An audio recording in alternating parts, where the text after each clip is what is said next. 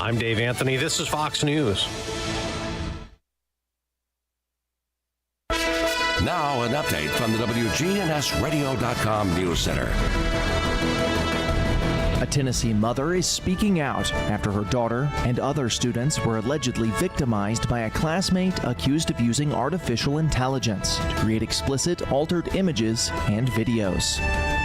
Paula Eldred said that what should have been a memorable senior year has instead been filled with detectives, attorneys, and adult problems that no teenager should have to face.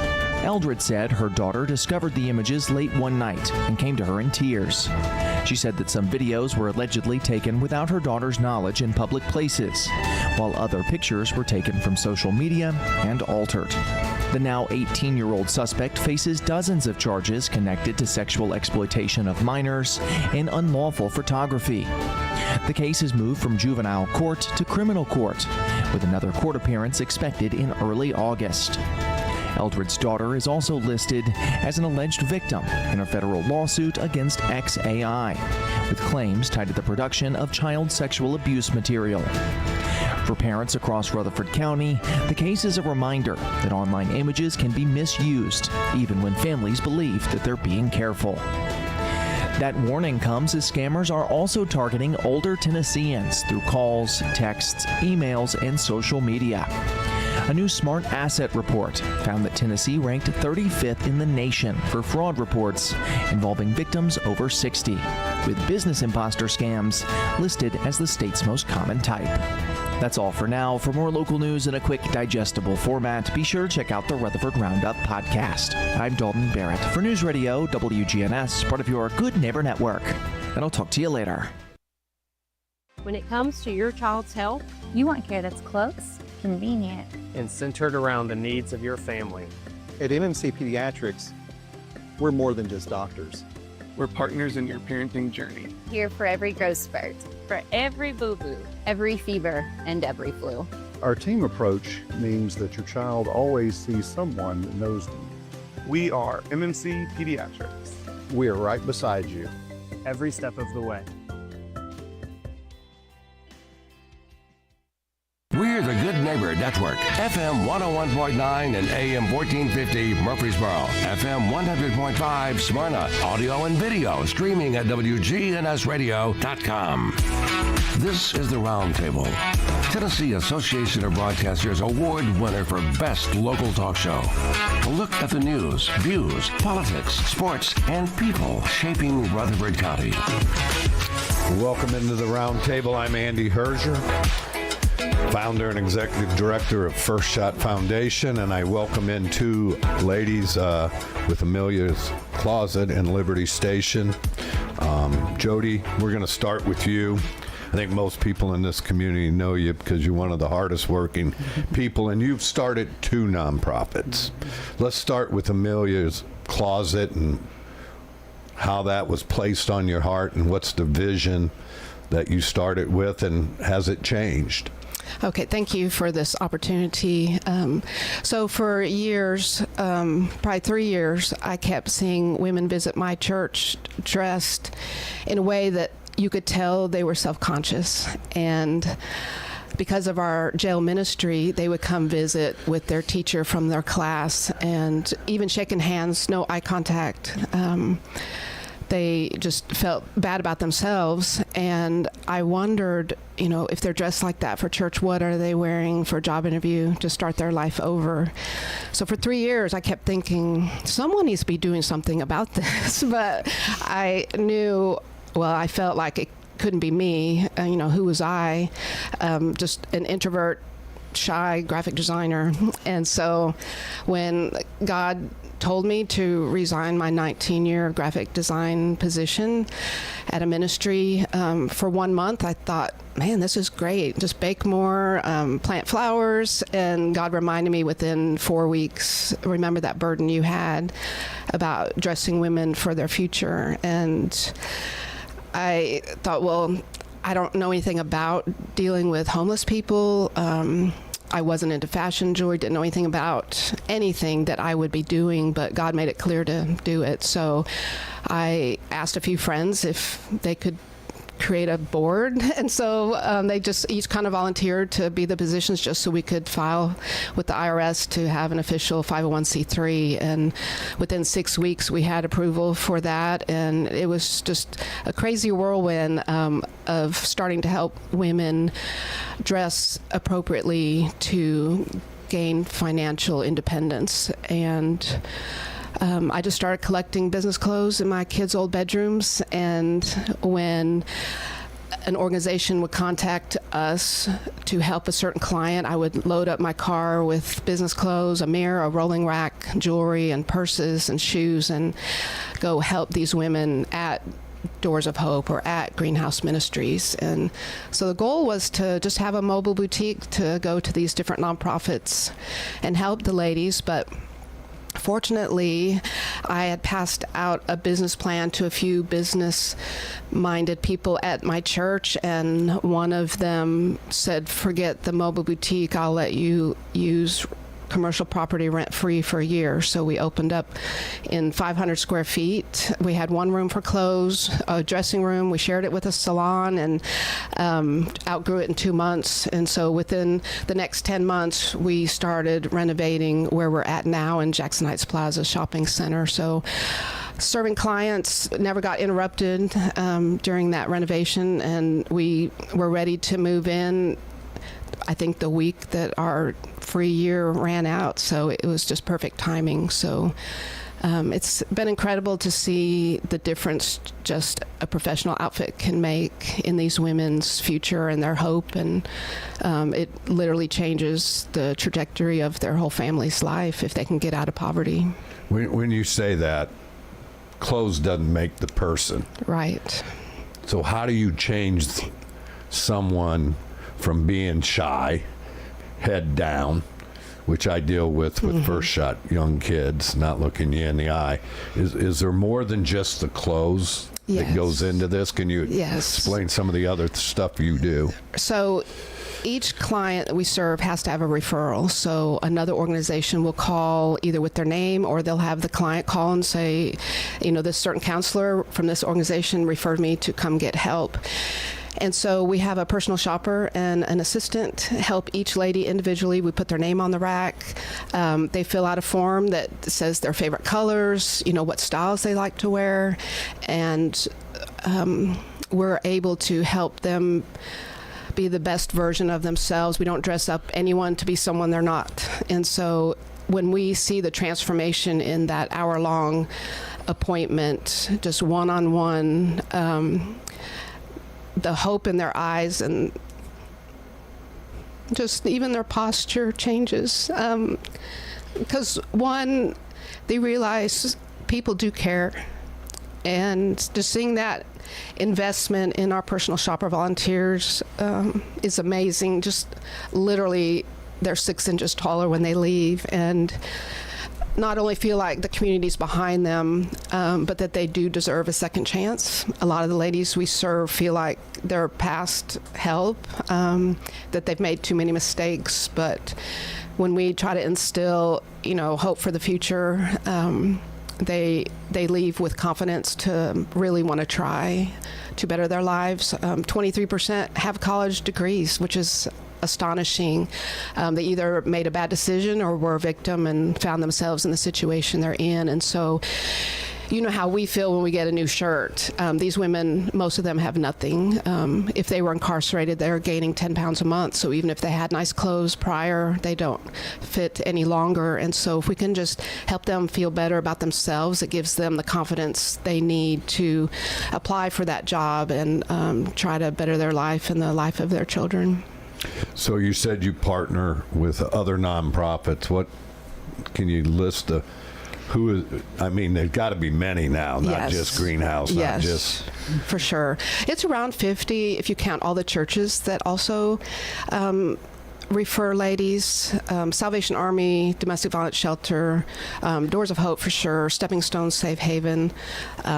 We've had some that refer every month, some refer maybe twice a year. It just depends. But we are really going to start ramping up how to help more ladies each week, and having them being required to have a referral really helps filter out the women that are trying to get a job and that do have a financial need. We're not just a free clothes resource, which we do get those calls, but it's women that we can give a hand up, not just a hand out. And so we have so many clothes that we are very generous and are willing to help anyone. And if they say, I don't have a referral, we recommend they go to Greenhouse Ministries and speak with a counselor, because Greenhouse helps with so many issues that they're able to get, even food and attend a class and do other things, but they're able to then refer the client and just see all the other helps out in the community. Well, you said something. You have just a ton of clothes. Mm-hmm. How? The community is so generous. Even some stores give us items that didn't sell during clearance, but we have some people just bring carloads, which we recommend to not overwhelm us. Pick the top 10 items you would like our clients to have. And so we can't take truckloads like we used to because of limited space, but we prefer, if people are cleaning out their closet, which so many people are doing, is separate clothes from Millie's Closet and then clothes for other resources to donate to, just so we can keep the highest quality clothes.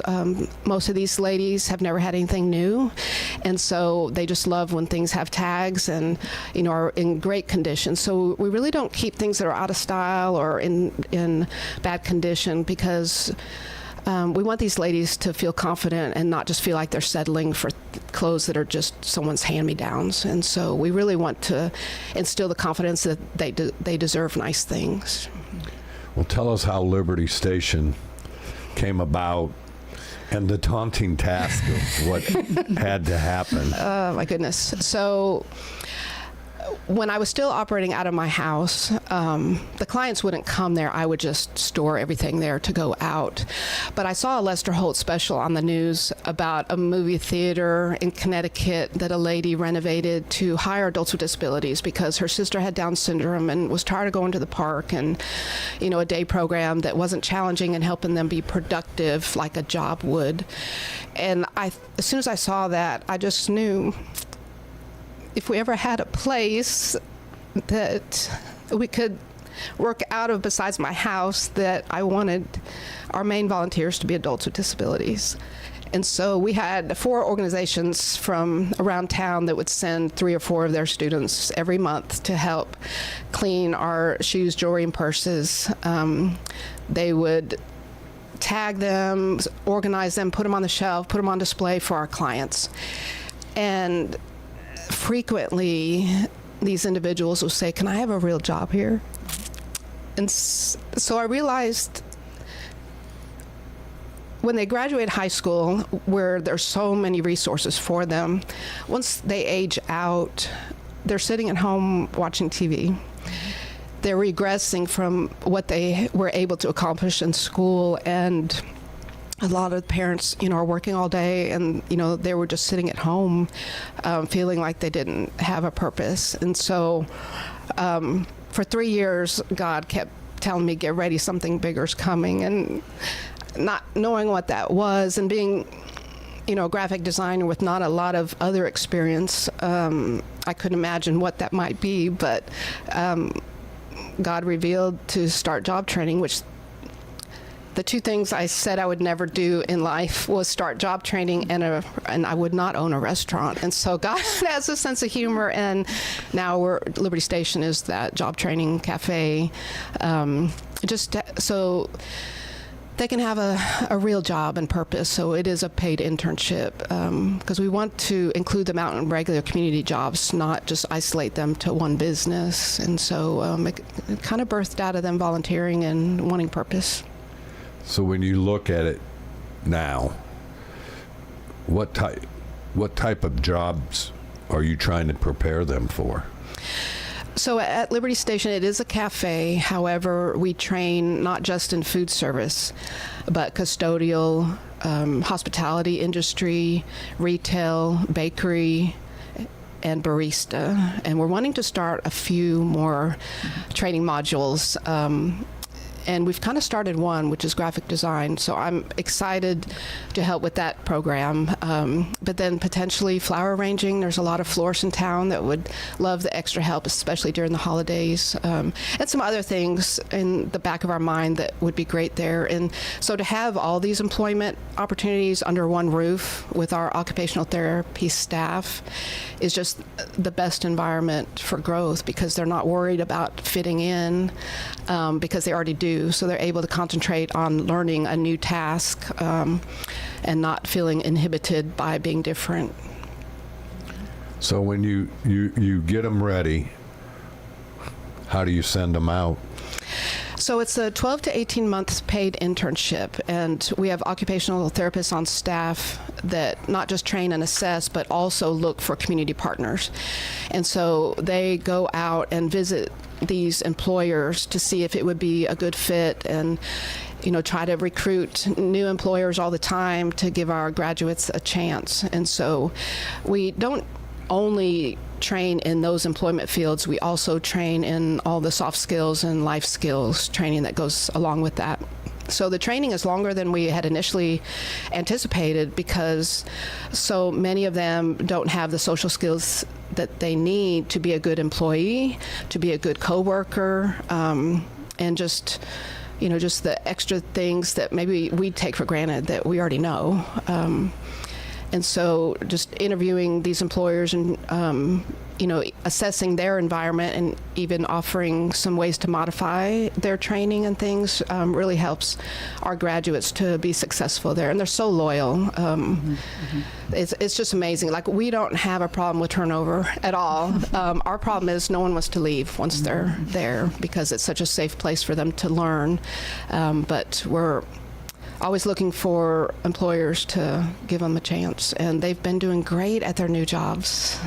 So when you say looking for new employers, name some places that you would like to see that you don't have now. Okay. More cafes and coffee shops would be great. We have several.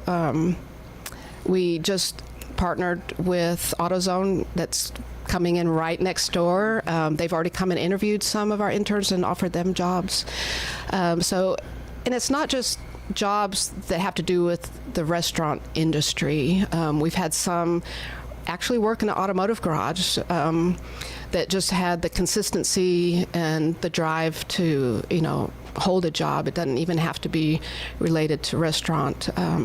So I think that's probably the main thing we're looking for, is a safe environment where they can be successful and be trained well. And, our OTs can help with that, any extra training they might need.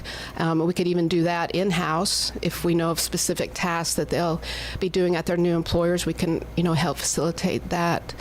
We've had them at daycares and doing maintenance at churches, custodial work.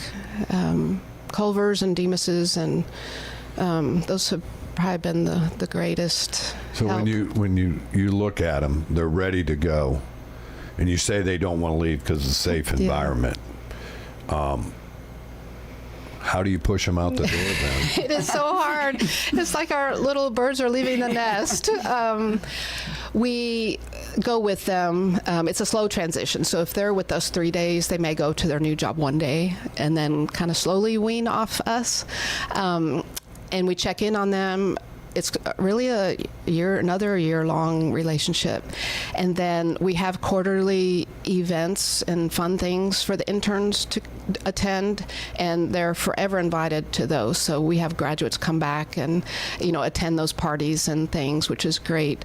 And, we tell them, remind them how hard it was for them to start their job with us, that they didn't know anyone, and look how, it came about and how successful they were and all the friends they made, that they'll be able to do that at their new job too.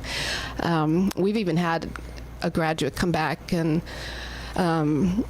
donate to get his block on the wall of our donor flag, and because they just want to give back. And so just encouraging them that they can still be involved. It just won't be on a daily basis. And really trying to encourage the parents to be excited about this, because most of the parents don't want them to leave either. But the whole point is to educate the community too, that they have a purpose just like everyone else. So we don't want to just keep them to ourselves. We want to share them with the community. So when, again, all of us know someone like the people you're helping. yes. I grew up next to a kid that I'll never forget his name, Jeff Broomball. He was a massive kid, 6'3", 6'4", and I don't know why we were neighbors, and I was his protector. No one could make fun of him. But when I'd step out to help, if they ever picked on me, the loyalty and almost the fierceness to protect me was unbelievable. So you said something, they're incredibly loyal. Yes.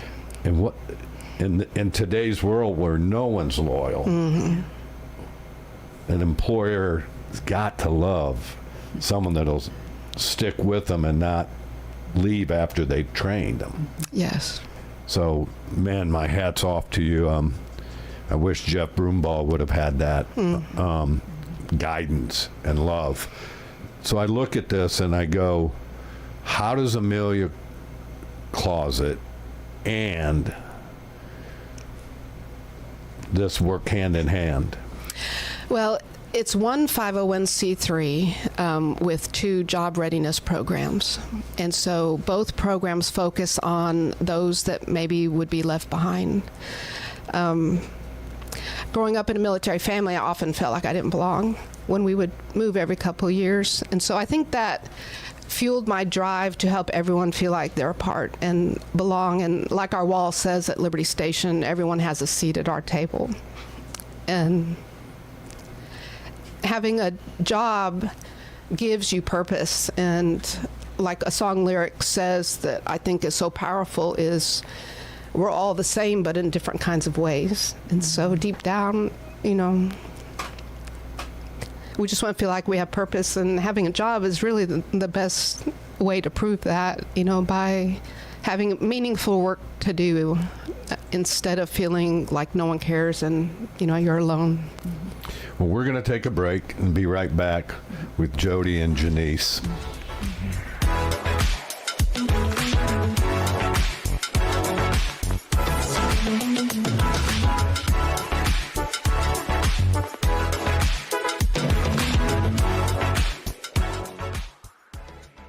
When it comes to your child's health, You want care that's close, convenient, and centered around the needs of your family.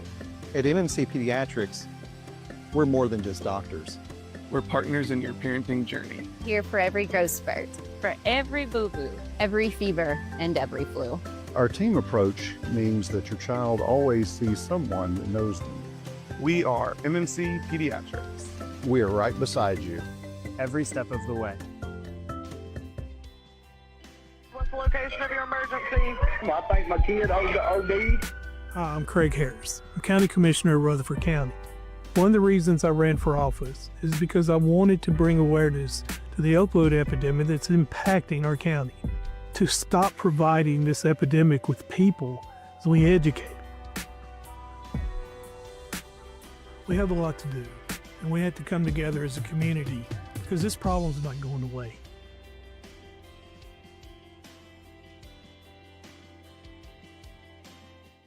This is Hannah Bleem here at the Rutherford County Farmers Market, and we're here to talk to different vendors today. Hey, this is Hunter Dorton with Mycoterra Pharmacy. We grow gourmet and medicinal mushrooms. We sell fresh mushrooms, dried mushrooms, powders, tinctures, mushroom-infused honey. We sell mushroom coffee, mushroom brew, different tinctures to take as a supplement. We also grow our own herbs, make loose leaf tea, topical salve, and CBD products. So come and check us out at the Rutherford County Farmers Market, and we're happy to be of service to you and help you and get your health journey on the right track. Thank you so much. Hello, this is Mike Vaughn of Vaughn's Bermuda Farm, and we come to the farmer's market and we sell 100% grass-fed Angus beef, no grains, steroids, antibiotics, and we sell 100% grass-fed Angus beef, and we look forward to seeing you there. The Rutherford County Farmers Market open every Friday, 8 to noon, Tuesdays either 7 to noon or 2 to 7. Are you tired of feeling like just another number with your insurance provider? At Rayburn Insurance Agency in Smyrna, Agent Rick Hall prides himself on offering personalized service that puts you first. Every client's needs are unique. From personal home and auto coverage to tailored business insurance, Rick Hall's got you covered. Rick Hall at Rayburn Insurance Agency in Smyrna, where you're more than just a policy number. You're a neighbor. This is Good Neighbor Events with Bart Walker. Brought to you by the law offices of John Day and AmeriCare Pest Control. This is a paid legal ad. I'm attorney John Day. Many lawyers are quick to say that they'll take the insurance company to court for you, but how do you know if the lawyer is an experienced trial attorney? Ask them if they're certified. And in order to be certified, you have to have tried a lot of cases, taken a 2-day test, and get recommendations from judges and other lawyers. My wife Joy and I are both certified as civil trial specialists, and we have the experience to get the answers, justice, and compensation your family deserves. Call the law offices of John Day. Now, Good Neighbor Events. Here's Bart Walker. This is the Memorial Day weekend, and the Healing Field Flags of Remembrance will be all this weekend, Saturday through Monday, in the fields next to First United Methodist Church. That's at 265 West Thompson Lane, right across from the Tennessee Miller Coliseum. The Healing Field is especially important this year since this is America 250. It's open 8 a.m. until dusk, Saturday through Memorial Day, and the admission is free. Memorial Day is this weekend. Don't forget, the Rutherford County Farmers Market is every Tuesday and Friday morning from 7 until noon over at the Lane Agri Park. And the Main Street Market around the Rutherford County Courthouse is Saturday from 8 until noon. At the same time in Smyrna, there's a farmer's market at the Smyrna Depot. Well, the Red Cross is still critically low on blood. Phone 800-RED-CROSS and make an appointment to give blood at a time that fits your schedule. Those are WGNS Good Neighbor events. Rutherford weather. Highs level off around 91 today under mainly sunny skies. Lows dip down to about 71 tonight, mainly clear. I'm meteorologist Jennifer Wojcicki on News Radio WGNS. Currently 77. WGNS is powered by Middle Tennessee Electric. Since 1936, MTE has provided the reliable service and peace of mind we count on. Manage your account anytime at MTE.com or through the MyMTE app. This is the Roundtable from News Radio WGNS on FM 101.9 and AM 1450 Murfreesboro, FM 100.5 Smyrna. Listen and watch at wgnsradio.com. Welcome back into the Roundtable. I'm Andy Herger, founder and executive director of First Shot. And Jody, I've known your name forever. And now sitting here, seeing your heart, and knowing that you're passing your little baby on, I'm going to let you introduce our next guest. All right. So God spoke to me in August that I had fulfilled my calling. It took till February to be convinced of that myself and to receive confirmation.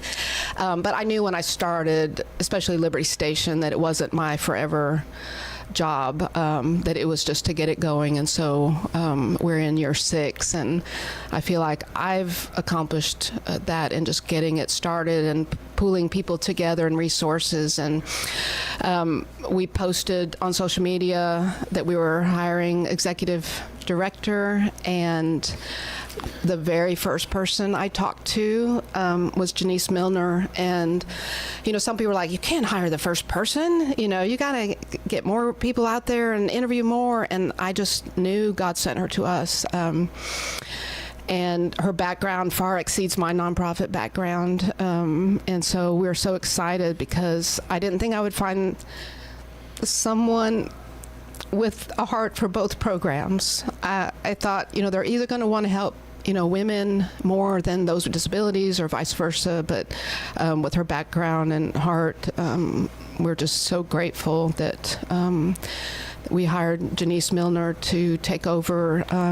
June 6th will be the first time that I won't answer the phone, and I'm excited for her. She's already filled my head with so many of her ideas that we're so excited, and I just knew that we needed someone to take it to the next level, and I just am confident she's the one, so we're excited.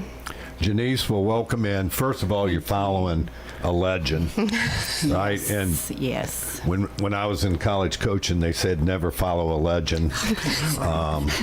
So with that, give us a little bit of your background, and then kind of some of your vision of how to obviously keep it going and raise the bar.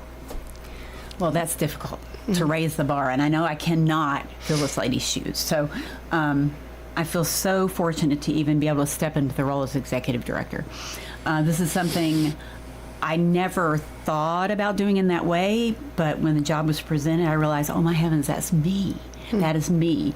So my background is social work. I've been in the nonprofit for about 15 years. Some of that was at DCS. But prior to that, I love business. I'm a weirdo. So when I was 18, graduated from high school, went to college, I thought, do I want to do business or do I want to do social work? So I ended up doing business, and I've done okay. But then my heart was people. And so I have an HR background as well. It's very difficult to work for corporations and do HR. Because you're not really helping your folks, you're really, the corporation. So I got out of that, went back to school, got my social work degree, and started then in the nonprofit. DCS first, and then into the nonprofit. Did domestic violence for a while, worked with an organization in the vicinity for 5 years with homeless folks, got homeless people housed.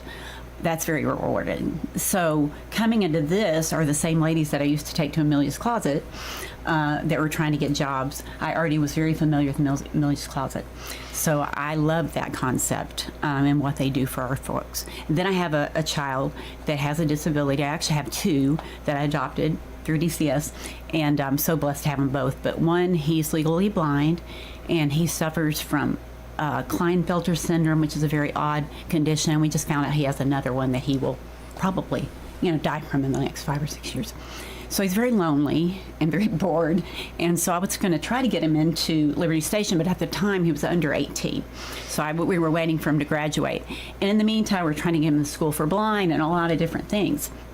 So it kind of fell by the wayside, Liberty Station, because it just wasn't in the top of my mind.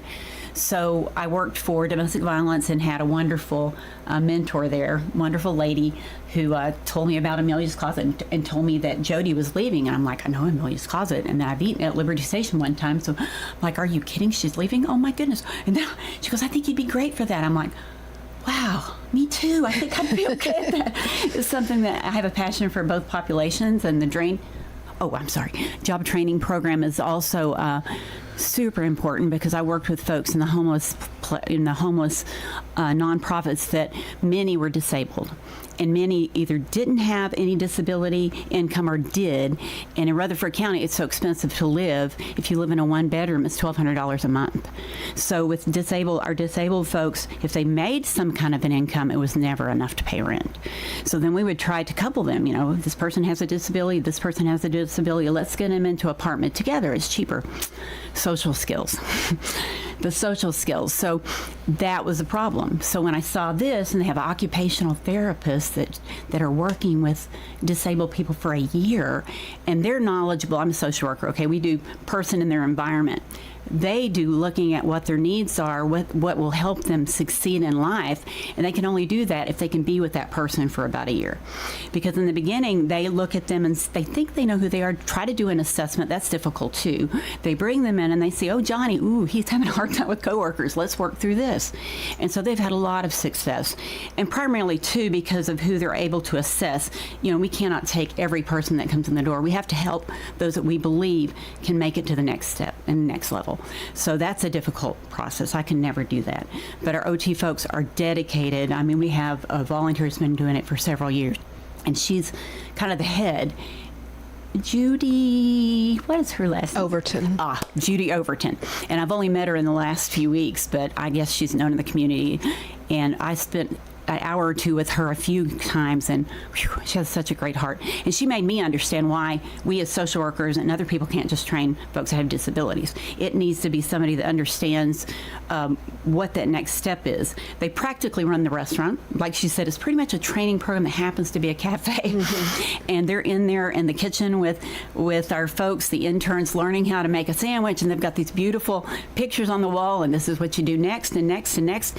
And up at the cash register, some of them, I could not do a cash register. I'd be nervous. I'd be sitting there, okay, what do you want next? Push a button. They're just calm. Mm-hmm. Our interns are up there, and then they have the OT person kind of standing back, watching, seeing where they can, come in and interject something that would help the intern. So I'm talking too much, but I do love it. I'm excited to come in and try to raise it. It's going to be hard to raise it to another level, okay? But we do need funders. We do need, we want to open more hours. It's difficult to run a restaurant when you're only open 4 days a week, 4 hours, because I wanted to come eat a lot of times, and it was Monday and they were closed. Or it was Friday maybe, and I wanted to eat too late. So we will hope to open more hours. 6 days a week is what the plan is to be.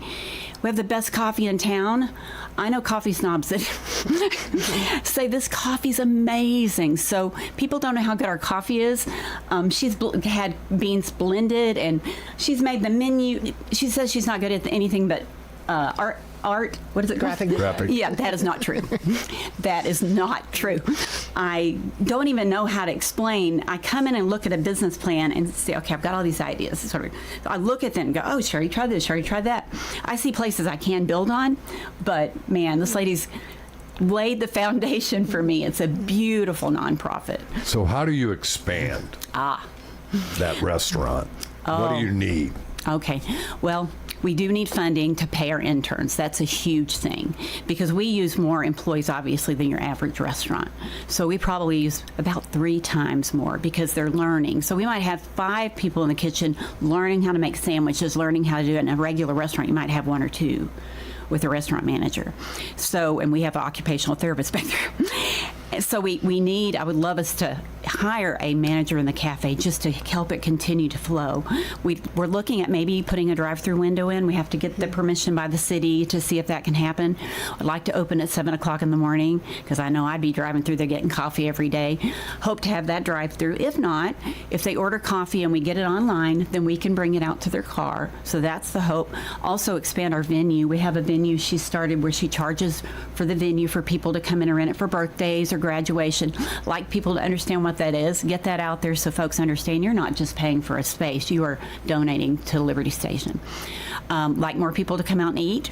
Amazing gourmet sandwiches, the cheese sandwiches, cheese with so many yummy things on there. Mm-hmm. I'm kind of on, I'm always watching my weight. And the other day they brought one out to me. I'm like, oh yeah, I'm just going to eat half of this. I started going out. I'm like, man, this is really good. So we have great food. Our coffee is the best. I don't think we have any other coffee in town that's any better. And so you can come out and support us by that. We can also use corporate sponsors, because we do have big things. Like we could use another coffee machine, and those are quite expensive. espresso machine. We could use, as I mentioned, salaries. Occupational therapists, we need to pay them and pay them well so that they want to work with us, but most of them love us because they love what we do. I've seen her vision. I don't know if we can go that far. Her vision is always amazing, but she would kind of like to have that place behind us, which is a drive-through, to put the coffee there and get people through. The more we can expand, the more interns we can hire. And the more interns we can put out into the community and give them dignity, stability, and independence. So that's our goal. There's some other things in the works I don't really want to talk about right now because we're seeing if they'll work out. Oh, you gotta hold them cards close to the chest. Well, I don't want anybody stealing our ideas. You could have been first to hear it here. No, Sorry. I'm just messing with you, Janice. No, I see your passion. Yeah. And I see your heart, Judy. Mm-hmm. And I can see why you feel good about passing this on. Mm-hmm. So let's talk about really the next thing. You said funding, and you mentioned it 3 or 4 times. You have some big ticket items like a coffee machine. Give us an idea what those machines cost. Well, I'm looking at used ones, but they could be, I'm thinking around $4,000. I could get a decent coffee machine and do 3 places where you can make coffee at 3 locations, because I'd like to have one near the window and then one where we have it in the restaurant right now. We have a good one somebody donated, which was amazing. I don't know where we got that one, but I would like one a little upgraded for there, so when our interns go out into the community, and they might work at Starbucks, they might work at a restaurant that hasn't one, I'd like to have one they can get used to as well. So we've got the older one, maybe a little newer one, and they can learn how to make coffee at both of them. So you asked how much? About $4,000. And then that's not a big ask now. Okay, there's Just another. So you know. I'll ask another thing, and that is our venue is great. It's real artsy. Kids can come in and have graduation parties, but we're lacking air conditioners. So to put a whole air conditioner system in, it's very expensive. So I would love to see us have maybe a couple of standalone air conditioners that can stand in different locations so that we keep it nice and cool. So the summertime we can do more events. Those run maybe $2,000-$3,000 a piece. Other things. So when we're not open, because we close at 1:30 during the week, and on Saturdays we rent it out to the community, the cafe space and the garage space. So we have 2 options for venue rental. We've had a lot of graduation rentals this month in the garage because it's such a unique space. You can put the doors up. They've had cornhole outside, and it's just a fun, unique space. But then we have a lot of baby showers and birthday parties inside the cafe when we close. And so having air conditioning in the garage space would allow for more renters to utilize that through the summer and not just mainly spring and fall and winter. So that would just help more revenue to come in to help pay these interns. Unlike other programs, we don't charge tuition for these interns to be learning. We pay them to be there just like a regular job. And so to be able to do that, we just need more funding. It's expensive. If God had told me how expensive, I might have said no thank you years ago. I just never dreamed. And I mean, money's just money, but it's so necessary to grow. So. I will mention, we're trying to add, as she mentioned, the flowers, teaching them how to do flower arrangement, but also my background here is a little bit is decorating as well for parties. So I'd love to decorate for the parties, offer a package, and let them do the balloon bouquets and let them do different things. They're talking about opening up possibly catering and letting them go and offer, serve and just understand different pieces that would hopefully add to their job skills. And we also have that coffee cart that goes out. So for years, we brew the coffee and go out into the community and set up our cart to bring awareness to what we're doing in the training program and get the interns out there to meet people, and that's always fun too. And we have coffee that we sell that's grounded and beans, and we like to go online and sell those so people can order those online and get those. Hopefully that's a hope we're try. And then also when we got the coffee at the window, I'd love for people to order coffee and get it for their whole office and come by and get the coffee. So yeah. So we're going to take our last break and be right back with Jody and Janice.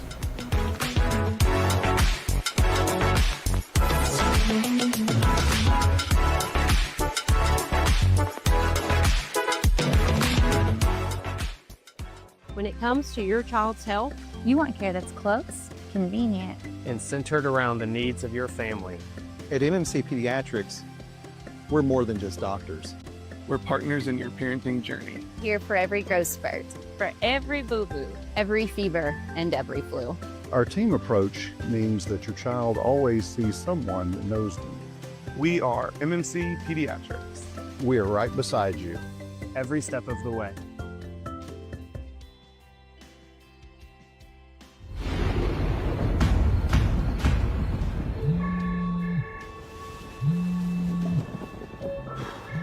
Well, yeah, I'll be right there.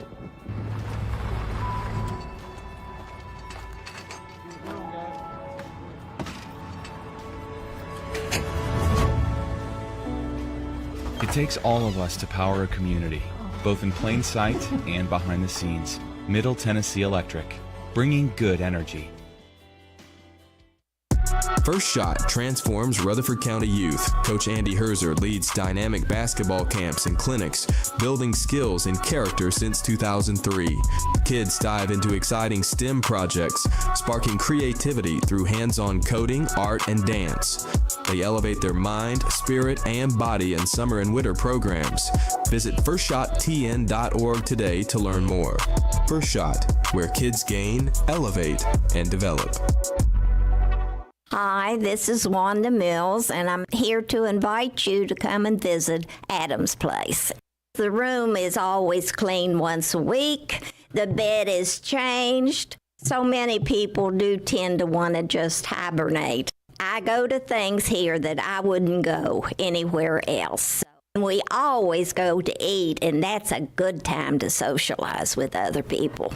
I'd love to give you a tour of Adam's Place on Memorial across from Walmart. Discover hidden treasures at the Garden Patch Thrift Shop on Spring Street in Murfreesboro. Whether you're searching for stylish clothing, sturdy furniture, or even large appliances, we've got them all at prices that you'll love. But here's the best part. 100% of your purchase supports Greenhouse Ministries, serving over 70 families a day. Your shopping dollars go straight back into the community, making a real impact. Shop smart and give back at the Garden Patch Thrift Shop on Spring Street in Murfreesboro. Premier 6 Theater on Broad in Jackson Heights. Let's all go to the movies. Check out what's showing at murfreesboromovies.com. Popcorn popped fresh daily. Movies like the good old premises. Premier 6 on Broad in Jackson Heights.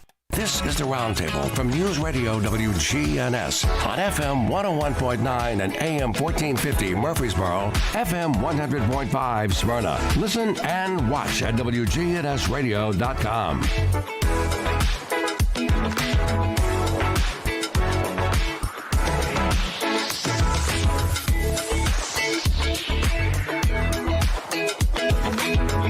Welcome back in with Jody and Janice. And we're going to kind of turn it because just like all nonprofits, we're talking a little bit off air of raising money. What's coming up for Liberty Station and Amelia's Closet? Okay, so quarterly we do pop-up vendor weekends, and so June 5th and 6th is our next pop-up shop. So people can sign up to be a vendor. Our fees are run for the kid entrepreneurs, which we're really pushing in for the June one every year. It's $10 a booth, and then it goes on up to food trucks are $40. So people can sign up, sell their homemade things there, and then we ask they donate 10% of sales towards our training program. And so that's a fun event where the community can come out and shop and eat and to support local businesses. And that Saturday, we're having our second Flip for a Cause pancake breakfast. We did one a while back and raised $1,600 in that short amount of time, and people just said it was just a fun, delicious event. And so we're going to do that every quarter when we have our pop-up vendor weekends. And we would love for the June one for a bunch of kids to sign up. We had a great turnout the first time. We had kid entrepreneurs set up outside under their canopies, and it was just a fun event. And also Amelia's Closet has a AC Garage Boutique where we sell the higher end clothing donations in a boutique set up at Liberty Station during the pop-ups, and sell a lot of the higher end items that maybe wouldn't be appropriate for our clientele to walk into an interview wearing or holding in their arm. And so the sales from those items goes back into the program where we can offer all our services at Amelia's Closet for free. So that's June 5th and 6th. Yes. When's the flip for the? That's on Saturday from 7 to 9:30. Can you pre-buy tickets? You can. You can pre-buy $10 a plate. You can sponsor a plate. You can sponsor 5 plates, or you can just pay at the door. If you want to bring your whole family and do that.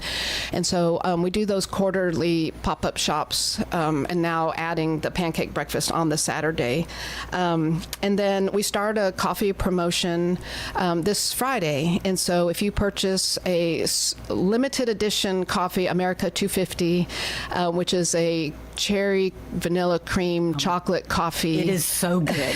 Then you get 10% off one of the other coffees we sell. We sell about 10 different kinds of coffee, whole bean, ground, decaf, and different flavors, and roasts. And so that promo of the discounted coffee with our America 250 runs from Memorial Day weekend through Independence Day. And so we're hoping to bring people in just to try our coffee, taste this new kind. If it's a big hit, we may add it to our coffee line too. So any other events coming besides those 3? We have, let's see, Christmas in July is July 19th. Santa Ron Bronson comes in, and we're doing half-price kids meal and peppermint lattes that day. So it's just fun. He dresses up in a summer costume and greets the kids. So far, that's the only other thing we have. We're still seeking a big annual Liberty Station event fundraiser. We have Project Restyle with Amelia's Closet.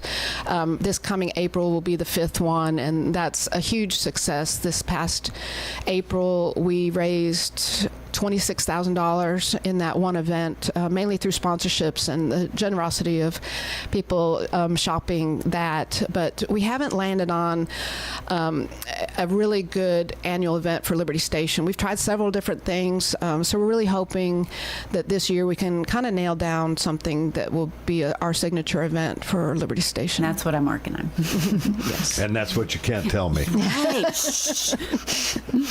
You know what I've learned in the 23 years of running a nonprofit, there's nothing new.